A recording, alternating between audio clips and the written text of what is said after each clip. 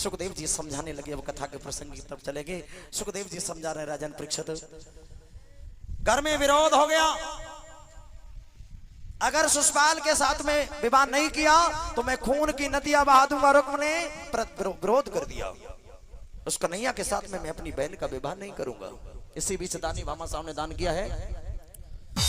Hello, कुछ दान दाताओं की सोची। अगर तुमने उस कन्हैया के साथ में मेरी बहन का विवाह किया तो खून की नदियां बहा दी जाएंगी। कहने लगे मैं अपने साले सुषपाल के साथ में अपनी बहन का विवाह करूंगा। ये समाचार रुक्मिणी को पता लगा तो रुक्मिणी फूट फूट करके रोने लगी।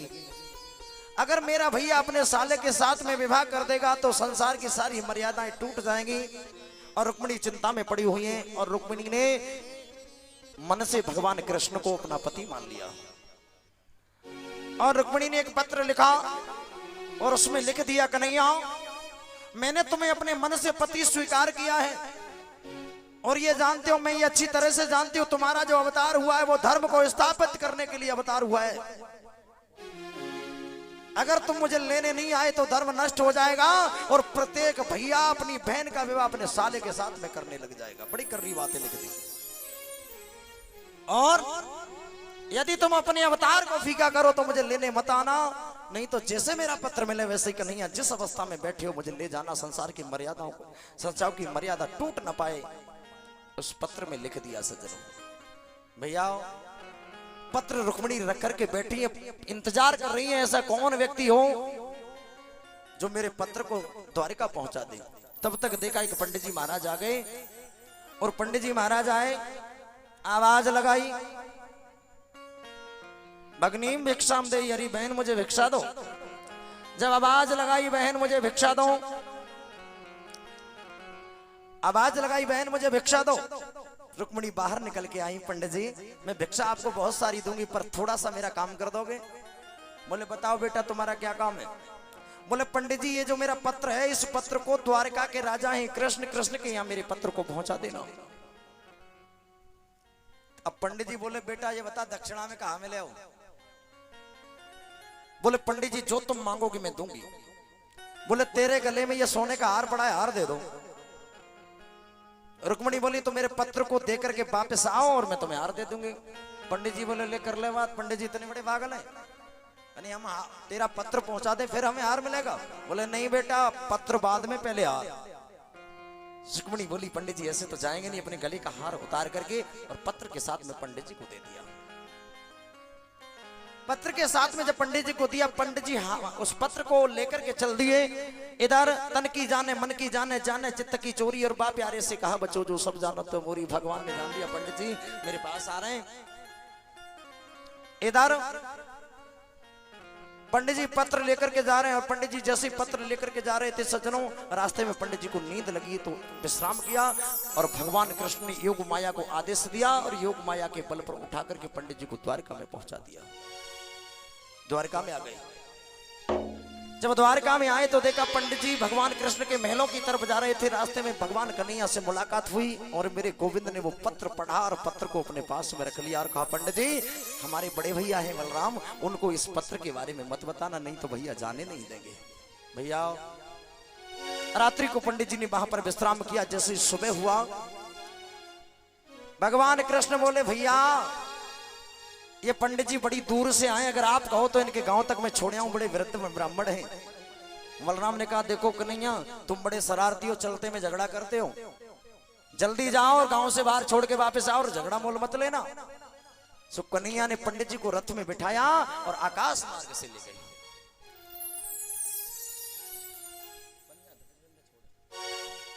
भैया इधर देखा, अब जैसे ही पंडित जी को रथ में बिठा करके आए, गांव से बाहर एक देवी का मंदिर है, वहां पर रथ को उतार दिया। और पंडित जी से कहा पंडित जी जाओ रुक्मिणी को बोल देना कन्हैया तेरे गांव के बाहर मंदिर पर है। तो पंडित जी गए और पंडित जी ने दरवाजा बजाओ। रुक्मिणी दौड़ के आई बाहर। पंडित जी मेरे पत्र को देखे आए, दे आए?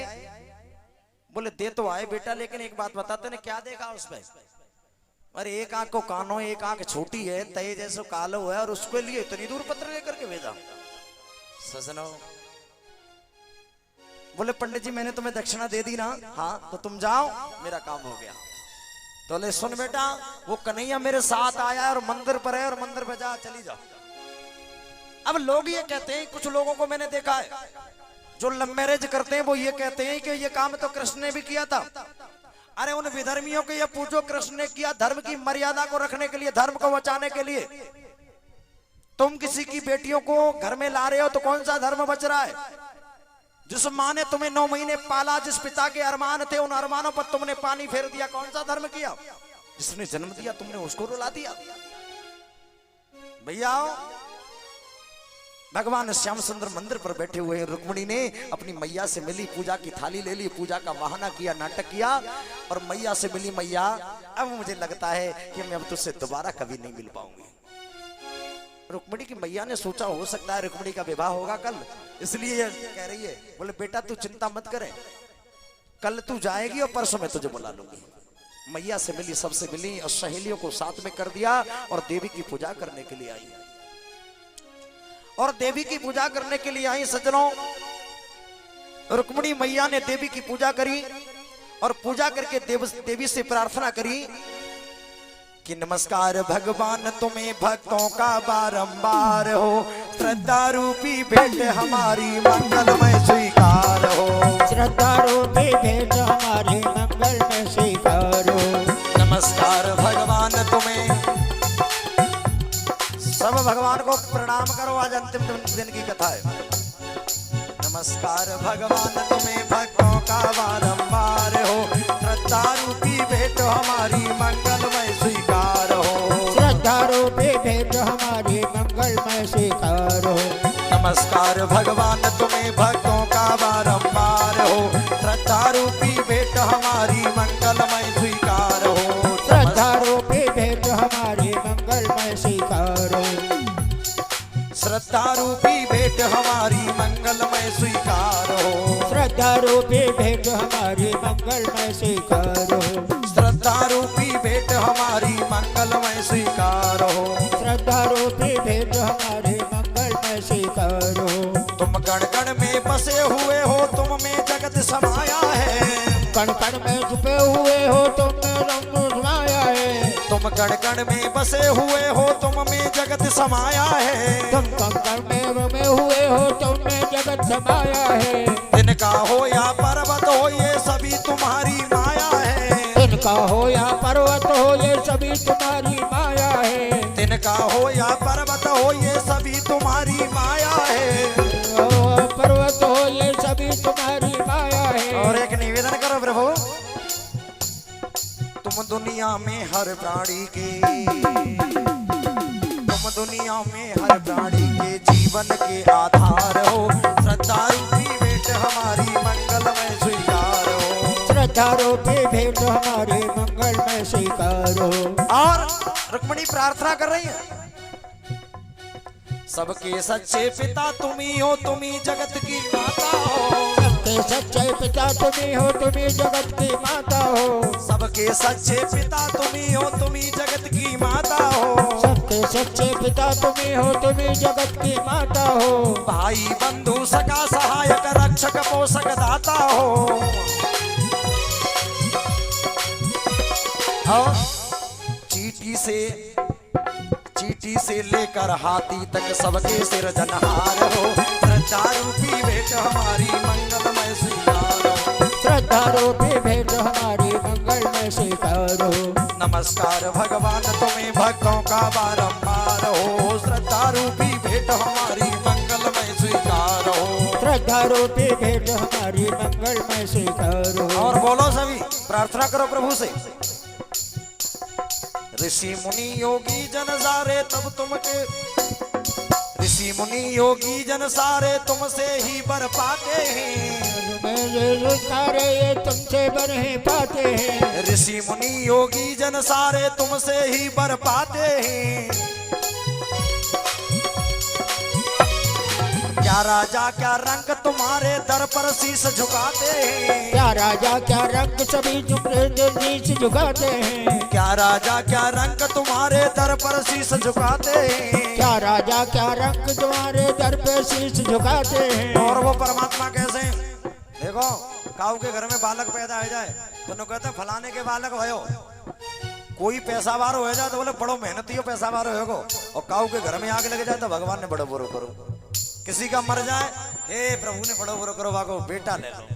अच्छा किया हमने और बुरा किया, लेकिन फिर भी वो कैसा है प्रभु, परम दयालु परम कृपालु, परम दयालु परम कृपालु, करुणा के आधार हो, श्रद्धा रूपी भेंट हमारी मंगलमय स्वीकार हो, श्रद्धा रूपी भेंट हमारी मंगलमय स्वीकार हो, श्रद्धा रूपी भेंट हमारी मंगलमय स्वीकार हो, श्रद्धा रूपी भेंट हमारी मंगलमय स्वीकार हो, श्रद्धा रूपी भेंट हमारी मंगलमय स्वीकार हो, श्रद्धा रूपी भेंट हमारी मंगलमय स्वीकार हो, श्रद्धा रूपी भेंट हमारी मंगलमय स्वीकार हो, श्रद्धा रूपी भेंट हमारी मंगलमय स्वीकार हो, श्रद्धा रूपी भेंट हमारी मंगलमय स्वीकार। सजनों, रुक्मिणी मैया ने प्रार्थना करी, और जब रुक्मिणी मैया ने प्रार्थना करी उधर, तब तक एक सखी की, ध्यान दो माता, तब तक एक सहेली की दृष्टि भगवान कृष्ण के रथ पर पड़ी। एक बोली बहन ये रथ किसका खड़ा है, दूसरी बोली चलो जाकर के देखें। पास में पहुंची, बोले इनके हाथ में जो लकड़ी लगी हुई है, लकड़ी क्या है। तीसरी बोली तो बात कर लो, पूछ लो कौन है ये। रुक्मिणी चुप खड़ी है। अब भगवान सोचने लगे रुक्मिणी की पहचान कैसे हो, रुक्मिणी कौन सी है, हमने तो कभी देखा नहीं है। अच्छा एक बात बताओ परीक्षित महाराज, जब शादी होती है, विवाह होता है, तो उसका कोई चुनाव चिन्ह मिलता है, कंगन। भगवान बोले जिसके हाथ में कंगन बंधा होगा वही रुक्मिणी होगी। अब वो भगवान से जो बात कर रही थी वो कोई और नहीं थी, रुक्मिणी थी। बोले ये बताओ तुम्हारे हाथ में ये लकड़ी लगी हुई है, लकड़ी क्या है। बोले ये हमारी बंसी है। बोले तो हमें बंसी बजा के दिखा दो। कहने लगा अगर हमने बजाई बसुरिया तो दुश्मन तोड़ देंगे बसुरिया। रुक्म और ससपाल की सेना चारों तरफ पड़ी हुई है। विषम परिस्थिति में भगवान रुक्मिणी को लेकर के गए, चारों तरफ रुक्म और ससपाल की सेना पड़ी है। अच्छा बंसी बजाओगे नहीं? बोले नहीं। तो हमें दिखा दो। बोले ऊपर आ जाओ। अब भगवान ने रुक्मिणी के हाथ की तरफ देखा, हाथ में कंगन बंधा हुआ था। बोले यही रुक्मिणी है। बोले आगे आओ। सो रुक्मिणी ने रथ पर एक पैर रखा। बोले लाओ बंसी। बोले और आगे आओ। एक कदम और रखा। भगवान श्याम सुंदर ने हाथ को पकड़ा और रुक्मिणी को रथ में बिठाया। आकाश मार्ग से रथ जाने लगा, लंबे वेगों से रथ जा रहा है।